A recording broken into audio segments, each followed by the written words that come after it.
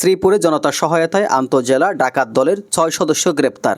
গাজীপুরের শ্রীপুর থেকে উসমান গনির পাঠানো তথ্যে বিস্তারিত। গাজীপুরের শ্রীপুরে একটি পরিত্যক্ত পাইপ কারখানায় ডাকাতির সময় পুলিশ ও স্থানীয় জনতার সম্মিলিত অভিযানে আন্তঃজেলা ডাকাত দলের ৬ সদস্যকে গ্রেপ্তার করা হয়েছে। সোমবার ২৮ জুলাই রাত 11:15টার দিকে বর্মি ইউনিয়নের সাতখামাইর গ্রামের মাওনা বর্মি আঞ্চলিক মহাসড়কের পাশে পিপিএস পাইপ অ্যান্ড প্লাস্টিক কারখানাতে এই ঘটনা ঘটে। প্রত্যক্ষদর্শী ও পুলিশ সূত্রে জানা যায়, ১০ জনের একটি ডাকাত দল একটি ট্রাক যোগে কারখানায় ডাকাতি করতে আসে। তাদের মধ্যে ৪ জন বাইরে ট্রাকসহ অপেক্ষা করে, আর বাকি ৬ জন ফটক টপকে ভেতরে ঢুকে পড়ে। ডাকাত দল কারখানার নিরাপত্তা কর্মী মকবুল হোসেনকে হাত পা বেঁধে মারধর করে ফেলে রাখে।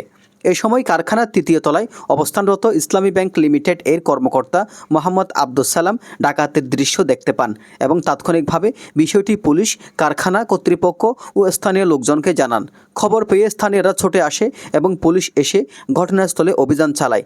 একযোগে ধাওয়া করে পালিয়ে যাওয়ার সময় ডাকাত দলের ৬ সদস্যকে আটক করতে সক্ষম হয় পুলিশ।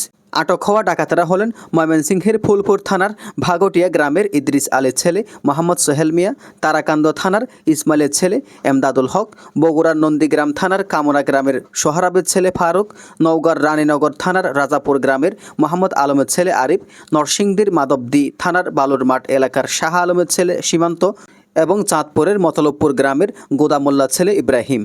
রাত ১২টার দিকে পুলিশ আহত ডাকাতদের শ্রীপুর উপজেলা স্বাস্থ্য কমপ্লেক্সে নিয়ে যায়।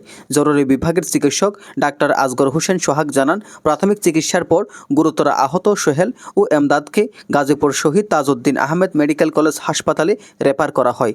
শ্রীপুর থানার অফিসার ইনচার্জ মোহাম্মদ আব্দুল বারিক বলেন, কারখানাটি অনেকদিন ধরেই বন্ধ ছিল। ডাকাত দল যন্ত্রপাতি লুট করতে এসেছিল। পুলিশের একাধিক টহল দল স্থানীয়দের সহায়তায় ঘটনাস্থলে গিয়ে ৬ ডাকাতকে গ্রেপ্তার করতে সক্ষম হয়েছে। এই ঘটনায় মামলা প্রক্রিয়াধীন। পালানোর চেষ্টা করে দেয়াল টপকে বিভিন্ন স্থান থেকে পালায়।